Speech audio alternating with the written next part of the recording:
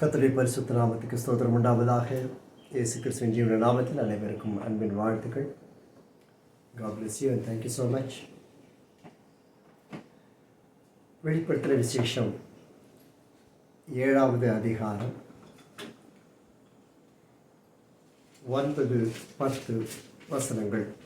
The book of Revelations chapter 7 verse 9 and 10. After these things I looked, and behold, a great multitude which no one could number, of all nations, tribes, people, and tongues, standing before the throne and before the Lamb, clothed in white robes with palm branches in their hand, and crying out with a loud voice, saying, Salvation belongs to our God who sits on the throne and to the Lamb. Amen. இவைகளுக்கு பின்பு நான் பார்த்தபோது இது சகல ஜாதிகளிலும் கோத்திரங்களிலும் ஜனங்களிலும் பாஷைக்காரரிலுமிருந்து வந்ததும் ஒருவனும் எண்ணக்கூடாததுமான திரளான கூட்டமாகிய ஜனங்கள் வெள்ளை அங்கிகளை தரித்து தங்கள் கைகளில் குருத்தோலைகளை பிடித்து சிங்காசனத்திற்கு முன்பாகவும் ஆட்டுக்குட்டியானவருக்கு முன்பாகவும் நிற்க கண்டேன். அவர்கள் மகா சத்தமிட்டு, இரட்சிப்பின் தேவனுக்கு மகிமை, சிங்காசனத்தின் மேல் வீற்றிருக்கிற எங்கள் தேவனுக்கும் ஆட்டுக்குட்டியானவருக்கும் உண்டாவதாக என்று ஆர்ப்பரித்தார்கள். செபிப்போம். அன்பின் பிதாவே, நாங்கள் உம்மை ஸ்தோத்திரிக்கிறோம். இந்த நாளில் நாங்கள் நினைவு கூர்ந்து ஸ்தோத்திரிக்கப்பட்ட எங்கள் தேவனாகிய கர்த்தர் உம்மை வாழ்த்தி பாடும்படிக்கு நினைவு கூறும்படி தந்த கிருபைக்காக ஸ்தோத்திரம். இப்படி எங்கள் மத்தியில் பேசுவீராக ராஜா. ஆவியானவர் மட்டும் இடைப்படும் ஆளுகை செய்தவர்களும் உமக்கே மகிமை செலுத்துகிறோம். இயேசு கிறிஸ்துவின் நாமத்தில் பிதாவே, ஆமென். ஆமென். Nice to see the presence of the Lord. தெய்வ சமூகத்தை உங்களை காண்பது சந்தோஷம். அருகில் இருக்கிறவர்களை பார்த்து ஒரு புன்னகை பூத்து தெய்வ சமூகத்தில் உங்களை காண்பது சந்தோஷம் என்று அருகில் இருக்கு. Yes, that is beautiful. God bless you for that. Thank you. இதோ நான் பார்த்தபோது சகல ஜாதிகளிலும் கோத்திரங்களிலும் ஜனங்களிலும் பாஷைக்காரரிலும் இருந்து வந்ததும் ஒருவனும் எண்ணக்கூடாததுமான திரளான கூட்டமாகிய ஜனம். இங்கு இந்த வசனத்திலே ஜீவனுள்ள ஒரு பெரிய கூட்டத்தின் ஜனம், சகல ஜாதிகள், அதாவது தேசங்கள், பல கோத்திரங்கள், பல ஜனங்கள், பாஷைக்காரர்களிலிருந்து வந்த எண்ணக்கூடாததுமான ஒரு பெரும் திரளின் கூட்டம். மற்றொன்று ஆட்டுக்குட்டியானவர், ஜீவனை கொண்ட இந்த தெய்வ ஆட்டுக்குட்டியானவர். இவர்கள் இருவருமே தேவனுடைய ஒரே சுவாசத்தை கொண்டவர்கள். இது 3 பொருட்கள் இதில் காண சொல்லப்படுகிறது. ஒன்று வெள்ளை அங்கி. இந்த வெண்மையான ஒரு அங்கியை இதில் நாம் பார்க்க முடிகிறது. The white robe. இந்த வெண்மையான அங்கி நம்முடைய வாழ்க்கையில் ஒரு ரட்சிப்பின் ஒரு வஸ்திரமாய் நாம் பார்க்க முடியும். தேவனிடத்திலிருந்து பெற்றுக்கொள்கிற இந்த வெண் வஸ்திரம் தரித்தவர்கள் தான் ஆட்டுக்குட்டியானவருக்கு முன்பதாய் போய் நிற்க முடியுமா? யாருக்கு இந்த வெண் அங்கி தரிப்பிக்கப்பட்டிருக்கிறது? வேதத்திலே வாசிக்கிறோம். இந்த 1,44,000 பேர்கள் உண்டல்லவா வேத புத்தகத்தில்.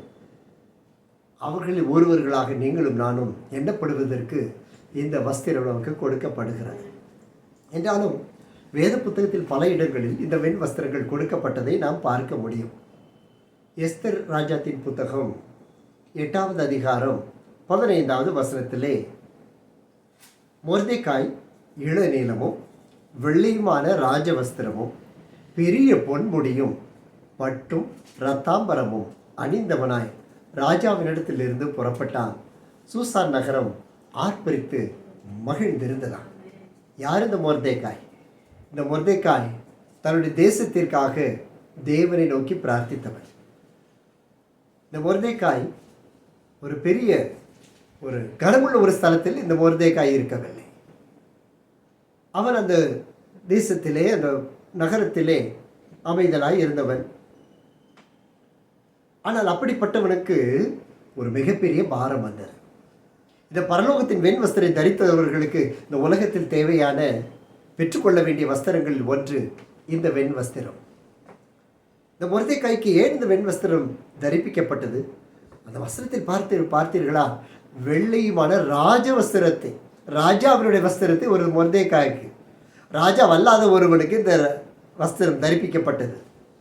பொன் முடி சூட்டப்பட்டது. பட்டும் இரத்தாம்பரமும் அணிந்தவனாய் அவன் எடுத்து செல்லப்பட்டான். இதுதான் தேவனுடைய இரக்கம் தம்முடைய பிள்ளைகளுக்கு. என்ன நடந்தது? இந்த மொர்தெகாய் தனக்கென்று பல காரியங்கள் அவனுக்கு இருந்தது. தனக்கு குடும்பத்தை பற்றி ஒன்றுமில்லை, தன்னுடைய சூழ்நிலையை பற்றி அவனுக்கு கவலை இல்லை. அவன் ஒரே ஒரு நோக்கம், நானும் என் ஜனங்களும் ஆசீர்வாதமாய் இருக்க வேண்டும்.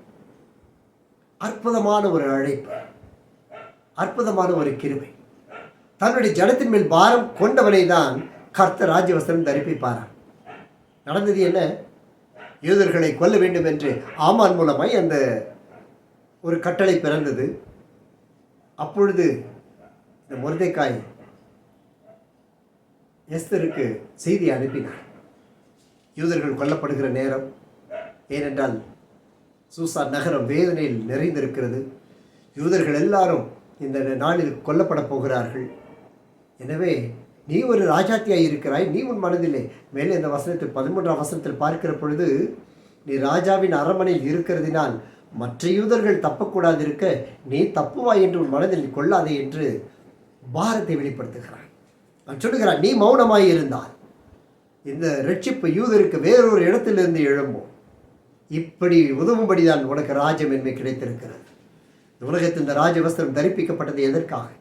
நமக்கு ஏன் இந்த ரட்சிப்பின் வஸ்திரம் கொடுக்கப்பட்டிருக்கிறது தெரியுமா?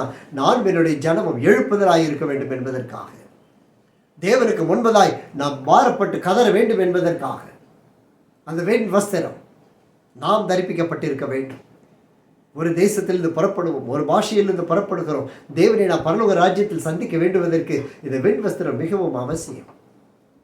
அந்த மொர்தெகாய் தன்னுடைய ஜனங்களுக்கான ஒரு பாரம்.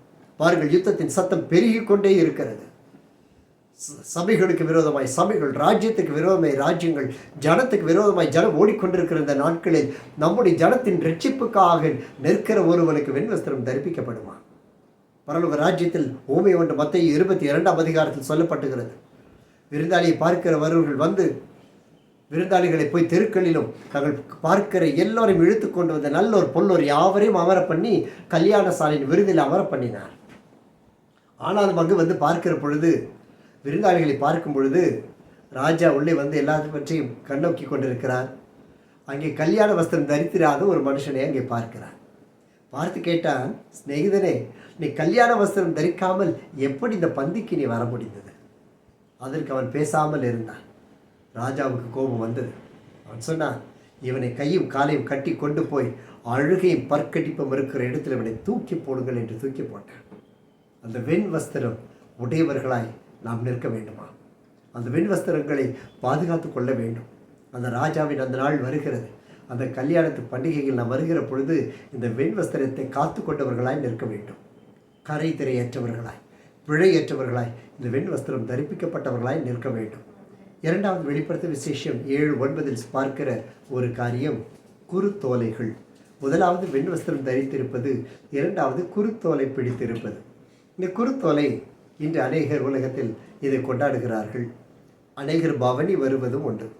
யோவான் 12ஆம் அதிகாரம் 13ஆம் வசனத்தை பார்க்கிறோம்.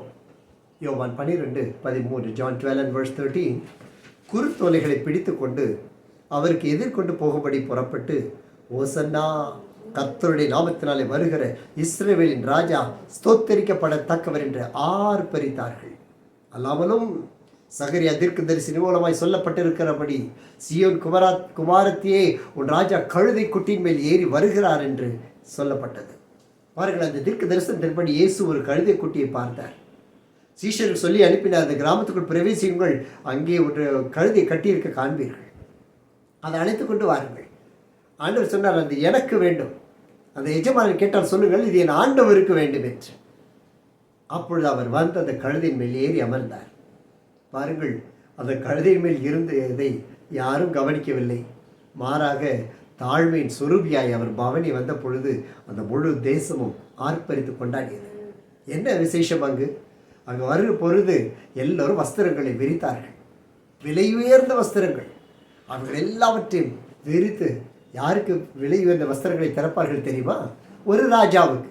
ஒரு ராஜா உள்ளே வருகிறார் என்றால் அந்த ராஜாவுக்கு வரவேற்பதற்காகவே அந்த அற்புதமான வஸ்திரங்களை, விலை உயர்ந்த வஸ்திரங்களை தரித்தார்கள், கீழே விரித்தார்கள்.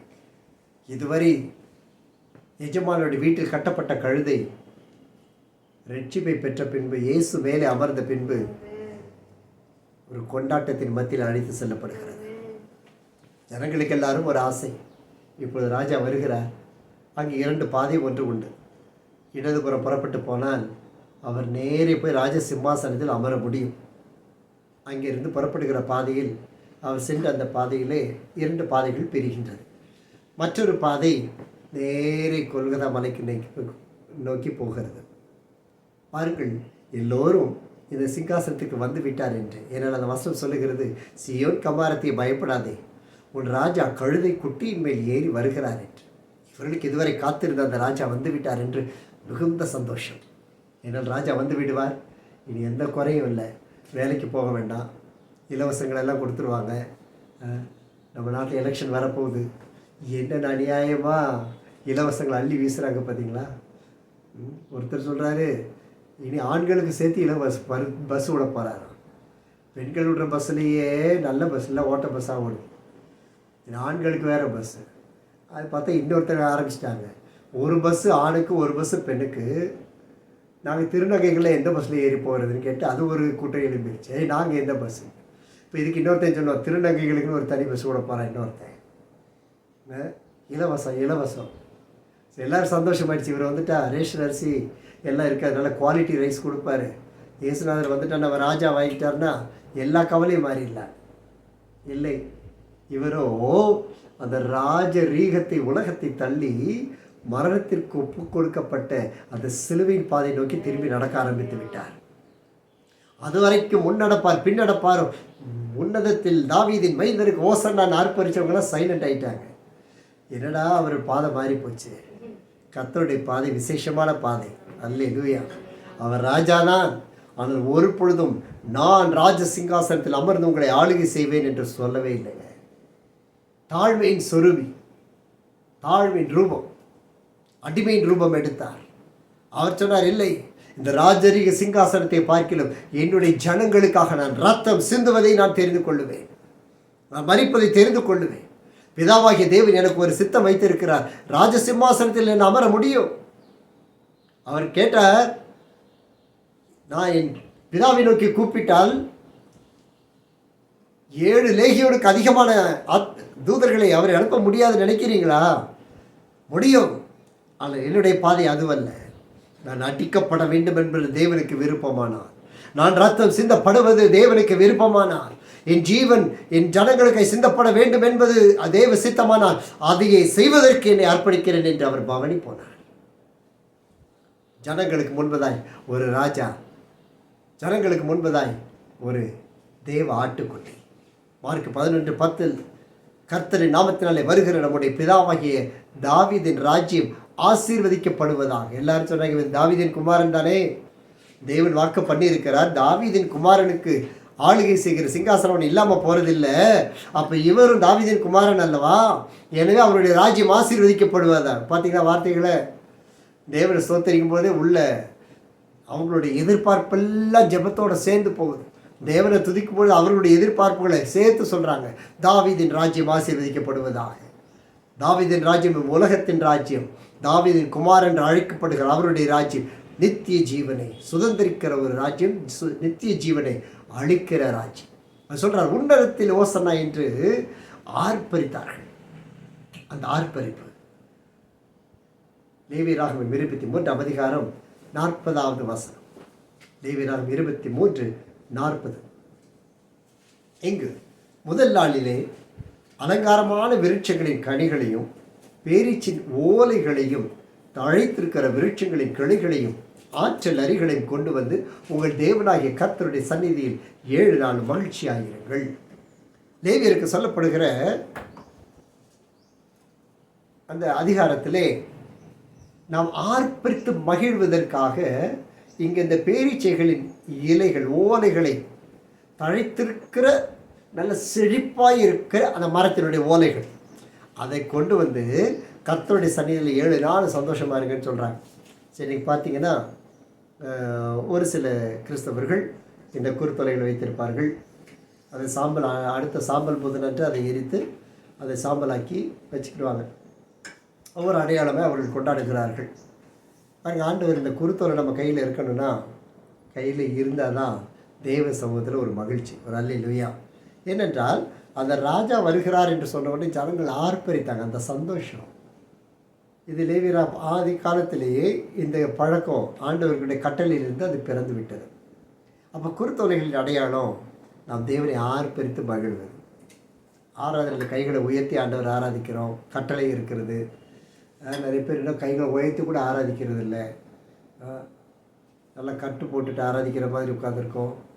ஒத்த காலில் கையை வச்சுட்டு ஒரு சைடில் கால் நல்லா கொஸ்டின் மார்க் மாதிரி மடக்கி வச்சுக்கிட்டு ஆண்டவரை உங்களை துதித்து மகிழ்கிறேன்னு பாடுறது. தாவீது போல நடனமாடி பாடுறேன்னு சொல்லிட்டு ஒரு நெடும் முழங்காலில் 1/2 மணி நேரம் தேவனை ஆராதிக்க முடியல. அல்லேலூயா. ஆண்டவருடைய மகிழ்ச்சி, ஆர்ப்பரிப்பு, குருத்தோலை, அது அடையாளம்.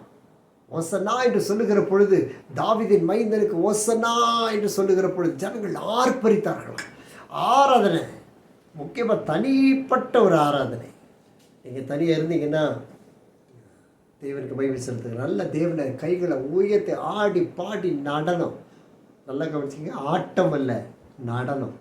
நடனம் நளினத்துடன் அழகான செயல்களோட ஆக்ஷன் சாங்ஸ். ஓகே, ஆமாம், ஆட்டங்கிறது வேறு, அது நம்மகிட்ட வரக்கூடாது. ஆமாம், சாத்தான் தான் ஆடணும். நல்ல இதுவையா. கடந்த வாரம்லாம் நடந்தது மீட்டிங் விட்டு நான் தான் இன்னும் திருப்பி வரல. தேவ மகிமை அவ்வளோ, அங்கேயே உயிர் போனால் நல்லா இருக்கணும், அவ்வளோ ஆசையாக இருந்துச்சு. அவ்வளோ மகிமையை கத்தஞ்சி செயல்பட்டேன். நம்ம தனிமையாக ஒரு நாள் லீவ் போட்டு நல்ல ரூமெல்லாம் லாக் பண்ணிட்டு அழகாக தேவனை உயர்த்தி பாடி நல்லா 1 மணி நேரம் அந்நிய பாஷையில் நல்லா 1 மணி நேரம் ஸ்தோத்திரங்களினால் 1 மணி நேரம் பாடல்களினால் நல்லா ஆடி பாடி மகிழ்ந்து நீங்கள் கொண்டாடி பாருங்களேன். இன்றைக்கி இந்த ஊழியை சும்மா வரல. இது ஆவியின் வரங்கள் ஆண்டவர் கிருபையினால் கொடுத்தது காரணம் என்ன தெரியுமா? அவரை தேடின பொழுது தான் தென்பட்டார். அல்லேலூயா. வாலிப நாட்களில் அவன் பொழுது லீவ் போட்டுட்டு, முக்கியமாக பேரண்ட்ஸ் எல்லாம் ஊருக்கு போயிட்டாங்கன்னா லீவ் போட்டுட்டு வீட்டில் வந்து நல்லா பாடுவேன், சத்தமாக ஜெபம் பண்ண ஆரம்பிப்பேன், நல்லா ஸ்தோத்திரம் பண்ண ஆரம்பிப்பேன். அதுவே என் வாழ்க்கையாக மாறிடுச்சு. கர்த்தருக்கு ஸ்தோத்திரம். நல்லா தேவனை துதித்து நல்ல கைகளை உயர்த்தி அசைத்து பாடி மகிழ்ந்து க்ளோரி டு காட்.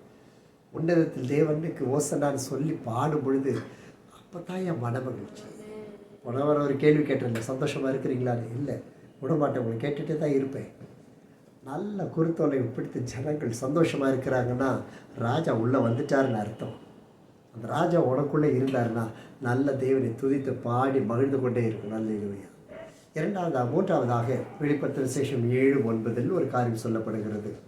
3வது காரியம் சிங்காசனம்.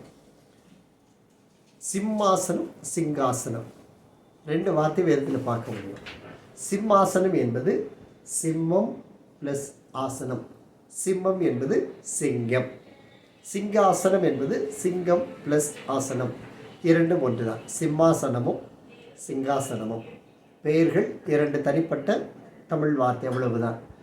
சிங்க ஆசனம், அவருடைய சிங்காசனத்தில் நல்ல சிங்கம் போல அந்த உருவம் பொறிக்கப்பட்டிருக்கு. அல்லேலூயா. ஏனென்றால் ஒரு யூத ராஜ சிங்கம் அவர்.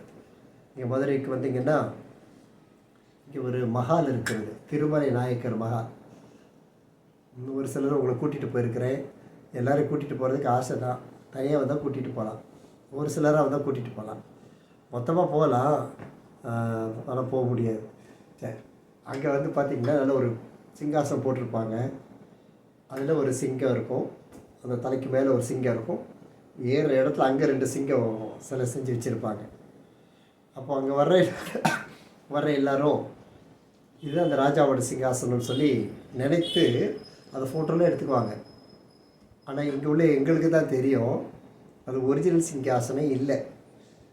அந்த ஒரிஜினல் சிங்காசனம் முதல்ல இருந்தது, கண்ணாடி கூட போட்டு வச்சு செக்யூரிட்டிலாம் அப்போ கன்னெல்லாம் வச்சுட்டு நிற்பாங்க. அது வந்து தங்கத்தினால் முலாம் பூசப்பட்ட சிங்கம் இருந்தது. தகடு அடிக்கப்பட்டது, அதாவது ஒரிஜினல். அது எங்கே இருக்குன்னு தெரியாது, ஏதோ ஒரு மியூசியத்தில் இருக்கும். ஆனால் அதை போல ஒரு சிங்காசனத்தை வச்சுருக்காங்க. மற்ற பகுதியில் பார்த்து மதுரைக்கு என்ட்ரன்ஸில் நீங்கள் வரும்பொழுது இந்த மதுரையினுடைய ஒவ்வொரு ஊரில் எது உண்டு, அந்த ஊரில் என்ன ஸ்பெஷாலிட்டியோ அதை என்ட்ரன்ஸில் வச்சுருப்பாங்க. மெட்ராஸில் சென்னைக்கு போனீங்கன்னா அந்த ஏர்போர்ட் தாண்டோட இடது பக்கத்தில் பார்த்தீங்கன்னா பெரிய பீரங்கியோடு வரும். அந்த பீரங்கியோடு நிற்கும். எல்லாம் நம்ம ஊரில் இருக்கிற ஒரு பெருமை காண்பிக்கிறது. சரி, இங்கே உள்ள இந்த சிங்காசனம் இது டூப்ளிகேட்டில் இது தான் ஒரிஜினல் சிங்காசனம். இங்கே ஒருத்தர் அமர்ந்திருந்தார். அவர் யார் என்றால் ஆட்டுக்குட்டியானவர், நமக்கென்று அறுக்கப்பட்டு உடைக்கப்பட்டு நொறுக்கப்பட்ட இரத்தத்தை சிந்தினவர்.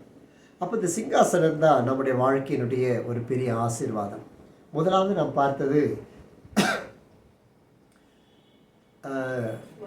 அந்த வெண்வஸ்திரம். இந்த வெண்வஸ்திரம் கரைப்படாமல் பார்த்து கொள்ள வேண்டும். இரண்டாவது நம்மகிட்ட இருக்க வேண்டியது தேவனுடைய ஆர்ப்பரிப்பின் சத்தம், அந்த குறுத்தொலையில் பிடித்த ஆர்ப்பரிப்பு. இது ரெண்டும் சேர்ந்து நம்ம எங்கே கொண்டு போய் சேர்க்கிறது என்றால் இந்த சிங்காசனத்தில் கொண்டு போய் நம்ம சேர்க்கிறது. மத்தேயு எழுதின சுவிசேஷம் 25ஆம் அதிகாரம் 31ஆம் வசனம். மத்தேயு 25:31. அன்றியும் மனுஷகுமாரன் தமது மகிமை பொருந்தினவராய் சகல தூதர் பரிசுத்த தூதரோடும் கூட வரும்போது தமது மகிமையுள்ள சிங்காசனத்தின் மேல் வீற்றிருப்பார். அந்த சிங்காசனம் மகிமை பொருந்திய ஒரு சிங்காசனம். Praise be to God. அந்த மகிமை பொருந்திய சிங்காசனத்தில் தேவ ஆட்டுக்குட்டியானவர் வாசம் பண்ணுவார். சரி, இந்த சிங்காசனத்தில் யாருக்கெல்லாம் பங்கு உண்டு தெரியுமா? யாரெல்லாம் வெண்வஸ்திரத்தில் பங்குடையவர்களாக இருக்கிறார்களோ, யாரெல்லாம் தேவனை துதித்து பாடுகிற குருத்தோலைகளை கைகளில் வைத்து தேவனை துதிக்கிறார்களோ அவர்களுக்கு ஒரு பாதை உண்டு. அந்த பாதை எங்கிருந்து புறப்படுகிறது? 1 சாமுவேல் 2ஆம் அதிகாரம் 8 வாசிக்க கேட்போம். 1 சாமுவேல் 2:8.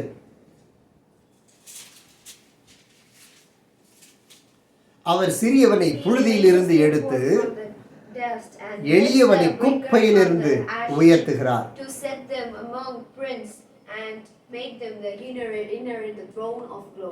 அவர் சிறியவனை புழுதியிலிருந்து எடுத்து எளியவனை குப்பையிலிருந்து உயர்த்துகிறார். யாரை புழுதியிலிருந்து உயர்த்தினாரோ, யாரை குப்பையிலிருந்து உயர்த்தினாரோ அவர்களை கொண்டு போய் மகிமையுள்ள சிங்காசனத்தை சுதந்திரிக்கப்படுகிறார். இல்லை கையில் உயர்த்தியவர் ஆமேன்னு சொல்லுங்களேன். Praise be to God. பாருங்க, குப்பையிலிருந்து உள்ள எளியவர்களை புழுதியிலிருந்த அந்த எளியவனை எடுத்து அவர் சிங்காசனத்தில் அமர பண்ணுகிறார். எந்த சிங்காசனம் பாருங்க? மகிமையுள்ள சிங்காசனத்தை சுதந்திரித்துக் கொள்வது. இந்த வார்த்தை கவனிச்சு பாருங்க. அந்த சிங்காசனத்தை சுதந்திரித்துக் கொள்வது. சுதந்திரித்துக் கொள்வதுன்னா அதுக்கு தான் அங்கே தான் ஒரு தகுதி இருக்கு இல்லையா? ஒரு வாரிசு சான்றிதழ் வேணும். இவர் தான் எங்கள் அப்பா, இப்போ அவர் இல்லை, அவர் போயிட்டாரு, அப்போது நான் அவருடைய பிள்ளை. அதுக்கு என்ன சாட்சி? இந்த பாருங்க, இதான் சர்டிஃபிகேட்டு, வாரிசு. கடந்த நாட்கள் சில காரியம் நடந்துச்சு, நம்ம ஜெபிச்சப்போ நீங்கள் இருந்தீங்களான்னு தெரியல. ஒருத்தர் இறந்துட்டார். ஒரு இடத்த அவர்கள் அநியாயமாக எடுத்துக்கொள்வதற்காக அவர் இறந்துட்டாருன்னு சொல்லி, அவருக்கு ஒரு மகள் இருக்கான்னு சொல்லி ஒரு ஹிந்து பேரை பிடிச்சி ஒரு 2 லேடியை பிடிச்சி அவங்களுக்கு 2 பேருக்கு 1000 ரூபா கொடுத்து கையெழுத்து போட வச்சு அவர் இறந்துட்டார், இது அவங்க வாரிசுன்னு வாரிசு சர்டிஃபிகேட்டும் வாங்கி இடத்த விற்கவும் அட்வர்டைஸ்மெண்ட்லாம் போட்டுட்டாங்க. பட்டாவும் வச்சுருக்கிறாங்க கையில். ஆனால் ஒரிஜினல் பட்டா இருந்த இடம் வேறு. அந்த ஒரிஜினல் பட்டா இருக்கும் பொழுது அதுலேருந்து கண்டுபிடிச்சி திருப்பி போராடி கோர்ட்டில் போய் கேஸ் போய் இப்போ திருப்பி நான் இன்னும் உயிரோடு தான் இருக்கேன், இது என்னோடய இடம் தான் உறுதி பண்ணி இன்றைக்கி எல்லாம் சரியாகி நிற்கிது. பாருங்க, இந்த உலகத்தில் இந்த வாரிசு சான்றிதழ் தேவை, ரொம்ப அவசியம். பொருள் இருந்துச்சுன்னா. அப்போ ஒரு சிங்காசனத்தில் மகிமுள்ள ஆட்டுக்குட்டியானவர் வீட்டு இருக்கிறார்னா அதை சுதந்திரித்து கொள்றதுக்கு நம்ம அந்த வாரிசு சர்டிஃபிகேட் இருக்கணுங்க. அதுதான் இந்த வெண்வஸ்திரமும் இந்த குருத்தொலை. ஒரு அல்லையே சொல்லுங்களேன். இந்த வெண்வஸ்திரத்தை நாம் பாதுகாத்து கொள்ளணும். அதை கரைப்படிவதற்கு அந்த சாத்தா எல்லா காரியங்களும் செய்கிறார். அப்போ ஆண்டவர் சொல்லுகிறது, எளியவனாகிய உங்களை என்னையும் எடுத்து சிறியவனாகிய உங்களை எடுத்து அந்த மகிமுள்ள சிங்காசனத்தை சுதந்திரிக்க பண்ணுகிறார். அடுத்த ஆண்டு சொல்றாரு பாருங்க, அஸ்திபாரங்கள் கர்த்தருடையவைகள், எல்லாம் கர்த்தருடையது. ஆனால் இந்த வெண்வஸ்திரம் மாதிரி இருக்கிற சில ஆளும் இருந்துச்சு. அந்த சிங்காசனத்தை கண்ணு வச்ச ஆளும் இருக்கு. நம்ம எந்த கூட்டத்தை சிக்காம அந்த ஒரே கூட்டத்தை தான் பார்த்துருக்கணும். கர்த்தருக்கு மகிமை உண்டாகட்டும். ஏசாயா 14ஆம் அதிகாரம் 13ஆம் வசனத்தில் ஒரு ஆள் சொன்னா, நான் வானத்துக்கு ஏறுவேன், தேவனுடைய நட்சத்திரங்களுக்கு மேலாக என் சிங்காசனத்தை உயர்த்துவேன். அவ்வளவுதான். I will go above thy heart. I will ascend to the heaven and exalt my throne. தேவனுக்கு மேலாக என்னுடைய சிங்காசனத்தை வைப்பேன்னு சொன்னான். உலகத்தில் சிங்காசனம் இருக்கிறது ஒன்றே ஒன்று, தேவனுடைய சிங்காசனம் மட்டுமே. ராஜாக்களுக்கு செய்யப்பட்டிருக்கிறது பொண்ணுனால் செய்யப்படலாம், ஆனால் ஒரு நாள் அது வீணாய் போகும். முன்னால் ஒரு ராஜ்யத்து ஒரு தேசத்தின் அதிபதி இருந்தார். அவருடைய சிங்காசனம் ஃபுல்லாக கோல்டில் அடிச்சிருப்பார். நீங்கள் பார்த்துருக்கீங்களான்னு தெரியல. ஃபுல்லாக கோல்டு பிளேட்டட், அதில் கோல்டு சிங்கம் தான் இருக்கும்.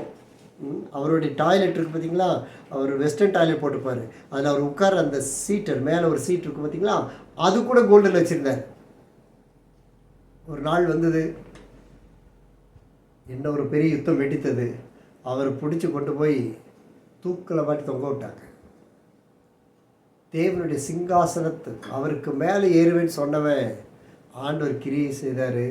நடந்தது என்ன? 15வது வசனத்தில், நீ அகாதமான பாதாளத்தில் தள்ளப்பட்டு போனான். அவர் அல்லேலூயா சொல்லுங்களேன்.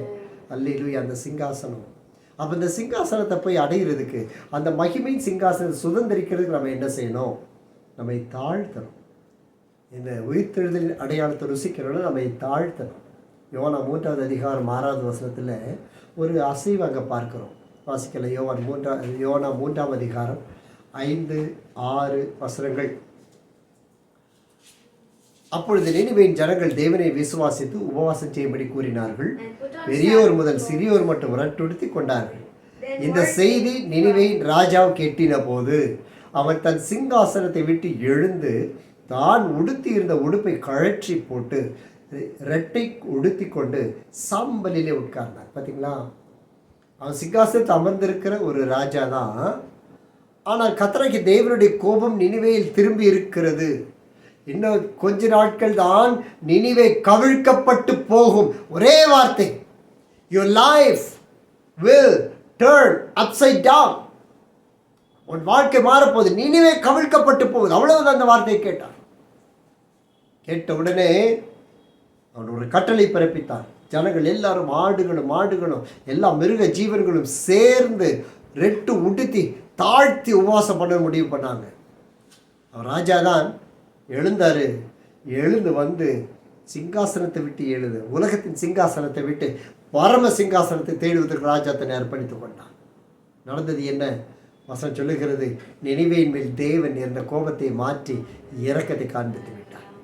நம்முடைய சிங்காசனம், நம்ம ஒரு சிங்காசனம் வச்சுருக்கோம் பார்த்தீங்களா, பிடிவாதம் என்ற சிங்காசனம், அறியாமையின் ஒரு சிங்காசனம். நம்ம எல்லாருமே இருக்கிற சிங்காசனத்தை விட்டு இறங்கி ஆண்டுட்டு ஓடி வரணும். ஒரு பிடிப்பு. கர்த்தர் பேசிட்டாரா, வசனம் பேசிச்சா, வாழ்க்கை உடனே மாற்றி ஓடி வரணும். நம்மெல்லாம் கடந்த பாதையில் பயங்கரமான பாதை, சாதாரண பாதை இல்லை. ஆனால் இன்னும் சொல்லப்படாத பெரிய பொக்கிஷம்லாம் இருக்குது பரலோகத்தில். இந்த உலகத்தில் நம்ம அனுபவிக்க போகிறதெல்லாம் அங்கே பரலோகத்தில் இருக்குது. நான் நம்மளோட சிங்காசனத்தை விட்டு எழுந்த பிடிவாதத்தை விட்டு எழுந்திருக்கணும். அசைவு இருக்கணும். தேவனை துதிக்கும் போது ஒரு அசைவு, வேதம் வாசித்தா ஒரு அசைவு, ஒரு ஜெபம் பண்ணினால் ஒரு அசைவு. கேஷுவலாக ஜெபம் பண்ணிட்டு போகலாம், அந்த அளவுக்கு ஆண்டுட்டு ஒரு பந்தம் இருக்கணும். நீண்டு படுக்கிறேன் சுவாமி, ஆமே, அந்த அளவுக்கு இருக்கணும். அந்த அளவுக்கு தேவனோட ஒரு பந்தம் இருக்கணும். we have to change lots of things. சிங்காசனத்தை விட்டு எழுந்திருக்கணும். எனக்கு இது பழக்கம் இல்லை. பழகிக்கும். எப்போ பழக போகிறது? 70 வயசுலையா? 70 வயசில் தானாக முட்டியெல்லாம் ஆடி போயிடும். வந்து முழங்கால் போட்டு தான் ஆகணும். இருக்கும்பொழுது கர்த்தருக்கென்று. நினிவே பட்டணம் பார்த்தீங்களா, மொர்தெக்காய் கேட்டில் உட்காந்துருந்தார். மொர்தெக்காய் ஆனால் அவர் ராஜ சிங்காசனத்தை நாடி போயிருந்தா அவருக்கு வேலை கிடச்சிருக்கும். இல்லை, அவர் இந்த சிங்காசனம் தன்னுடைய ஜனங்களுக்காய் கண்ணீர் சிந்தினார். அதான் அவருடைய அழைப்பு. he fulfilled his calling. அதற்கு தான் வெண்வஸ்திரம், ராஜவஸ்திரம் தரித்தவர்களை கர்த்தர் அவர் ஜனங்கள் முன்பாய் கொண்டு போனார். யார் அவனுக்கு எதிராக இருந்தானோ அவனுக்கு முன்பதாக அவனே வச்சு கர்த்தர் கொண்டு போனாருங்க. அதான் கர்த்தருடைய பாதை. நினிவேயின் ராஜா சிங்காசனத்தை விட்டு எழுந்தான். அவ்வளோதான், கர்த்தர் இரக்கம் பாராட்டினார். நினிவே முழுவதும் ரட்சிப்புள்ளாய் வந்தது. அது யாருக்கு கோபம் வந்துச்சு தெரியுமா? நம்மளுக்கு.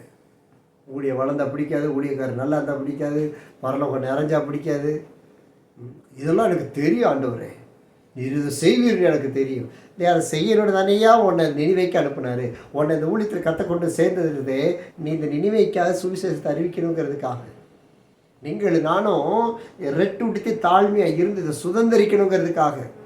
இங்கே சுதந்திரிக்கிற நம்ம தான் மகிமையின் சிங்காசனத்தை சுதந்திரிக்க முடியும். இந்த குருத்தோலை நியாயம், இந்த வெண்வஸ்திரத்தை நாம் பாதுகாத்து கொள்ளணும். கர்த்தர் கொடுத்த அந்த வெண்வஸ்திரம், எளியவனை தூக்கி ராஜவஸ்திரம் கர்த்தர் கொடுத்திருக்கிறார். நாம் திரும்பி பார்த்தோம்னால் அருவருப்பான ஒரு சந்ததி அங்கிருந்து கொண்டு வந்து ராஜவஸ்திரம் கொடுத்து கர்த்தர் அமர பண்ணியிருக்கிறார். Glory to God. வெளிப்படுத்த விசேஷம் 22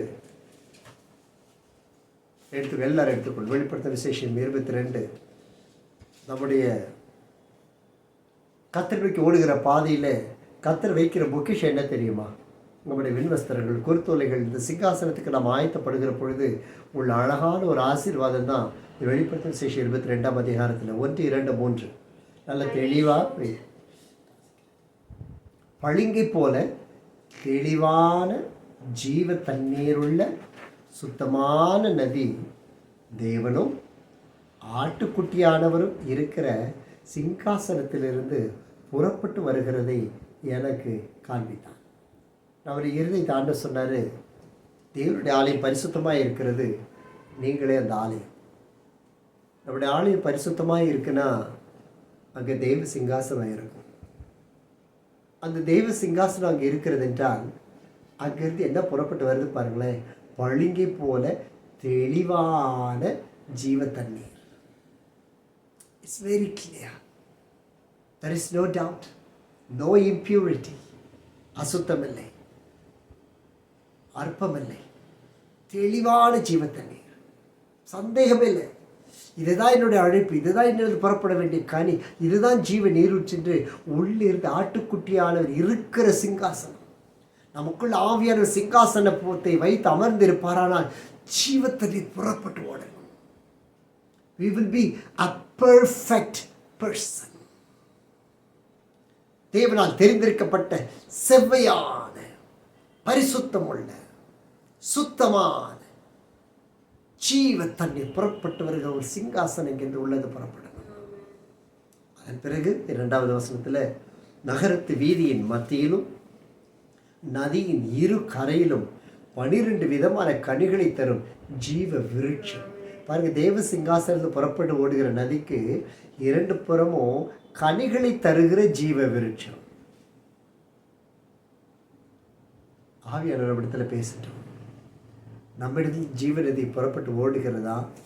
அந்த ஜீவநதியில் எல்லோரும் புசிக்கத்தக்க ஒரு ஆரோக்கியமுள்ள கனிகள் அதில் இருக்கிறதான்னு நம்ம கொஞ்சம் கவனிக்கணும். ஒரு நாள் இருக்கலாம், ஆனால் அது எப்பொழுதுமே பெருகி கொண்டே இருக்கணும். மரங்கள் பார்த்துருக்கீங்களா? எல்லா கனிகள் இப்போ நம்ம வீட்டிலலாம் கொய்யா மரங்கள்லாம் இருக்கும், மாதுளையெல்லாம் இருக்கும். முதல்ல ஒரு சின்ன பூ பூக்கும், பூத்த உடனே அந்த குடும்பத்துக்கே ஒரு பெரிய சந்தோஷம். நம்ம செடியில் பூ வர ஆரம்பிச்சிருச்சு. எல்லாரும் போய் சொல்லுவோம், பாருங்க எங்கள் மாதிரி குட்டி காய் வச்சிருச்சு, இவ்வளோ புளிக்கூண்டு. சின்ன பசங்க பேசிக்க புளிக்கூண்டு தும்மா துண்டு அப்படி காய் வந்த உடனே அவ்வளோ ஒரு சந்தோஷம் நமக்கு. காய் வச்சிருச்சு, இலை வச்சிருச்சு. நம்ம ஏரியாவில் ஒன்றுமே வராது. நானும் என்னென்னமோ மரம்லாம் வச்சு பார்த்தாச்சு, அது பிடிச்சி வாண்டா எங்கேருந்து வரும், அதை பராமரிக்கணும். அதுக்கு தனி இடம் வேணும். சின்ன பூ பூத்துச்சுன்னா வரும். இங்கே பாருங்கள் நல்லா பூத்துருச்சு. நான் சொல்ல இந்த லேண்டில் ஒன்றுமே வராது, இதுவும் வராது. அது இருக்கிற இடம் அப்படி. ஜீவனுடைய சிங்காசனம் இருக்கிற இடத்துல ஜீவனுள்ள தண்ணீர் புறப்பட்டால் வசனம் சொல்லுது, மாதந்தோறும் தன் கனியை கொடுக்குமா. அல்லேலூயா. கனிதரு விருட்சங்கள், அந்த விருட்சத்தின் இலைகள் ஜனங்கள் ஆரோக்கியம் அடைக்கிறதற்கு ஏதுவானவைகள். பாருங்கள், அந்த ஒரு மரத்தினுடைய மாதந்தோறும் கனியை கொடுக்குமா. அதனுடைய இலைகள் எல்லாம் ஆரோக்கியத்துக்கு, ஜனங்கள் ஆரோக்கியம் அடைவதற்கு. அதனால் தான் கர்த்தர் உங்களை ஒரு ஜீவ விருட்சமாய் கர்த்தர் பார்த்தார். ஏதேன் தோட்டத்தில் 2 விருட்சங்கள் வைக்கப்பட்டது. ஒன்று நன்மை தீமை அறியத்தக்க விருட்சம். ஆண்டவர் அதுக்கு சர்ப்பத்தின் விருட்சம் வச்சுருந்துருக்கலாம், ஆனால் வைக்கலை. அவர் நம்பிட்டார், மனுஷனை நம்பினனால பக்கத்தில் ஜீவ விருட்சம் இருந்தது. அவன் கண்ணுக்கு தெரியவே இல்லை. அந்த கண்ணுக்கு தெரியாததுனால அந்த மேன்மை தெரியல, தனக்குள்ள ரட்சிப்பின் மேன்மை தெரியல, தனக்குள் கர்த்தர் கொடுத்த வரத்தின் மேன்மை தெரியல, தனக்குள் இருக்கிற கனிகளின் மேன்மை தெரியாததுனால ஜீவ விருட்சத்தை விட்டு நன்மை தீமை அறியத்தக்க விருட்சத்தை போய் அக்கா எடுத்து சாப்பிட்டான். நடந்தது, அத்தி இலையெல்லாம் அதுவும் ஆண்டவர் தான் செஞ்சு கொடுத்தாரு. அறிவில்லை. போய் நல்லா இலைகளை எடுத்து தச்சு போட்டுட்டு போகலான்ட்டு ட்ரெஸ்ஸை போட்டு தான் வெளியில் அனுப்புனார். அப்போ கூட தன்னுடைய துரோகம் பண்ணவனுக்கு கூட அநியாயம் பண்ணுறதுக்கு ஆண்டவருக்கு விருப்பம் இல்லை. ஆனால் நம்ம ஜீவ விருட்சமாக வைத்திருக்கும் பொழுது நம்முடைய இலைகள் எல்லாம் ஜனங்கள் ஆரோக்கியம் அடைக்கிறது. அதனால தான் நம்முடைய ஊழியத்தினுடைய கனிகளை நீங்கள் சரிவர செய்து பாருங்கள். உங்களுடைய விருட்சத்தை கர்த்தர் எப்படி ஆசீர்வதிக்கிறாருன்னு பாருங்கள். இது மனுஷனால் உண்டானது அல்ல, இது தேவனால் உண்டானது. அவர் கொடுத்த அழைப்பு சோ ப்ரெஷியஸ். உங்களுக்குள்ளே இருக்கிற அந்த மேன்மையான காரியத்தை நீங்கள் அறியாமல் மிஸ் பண்ணிடவே கூடாது.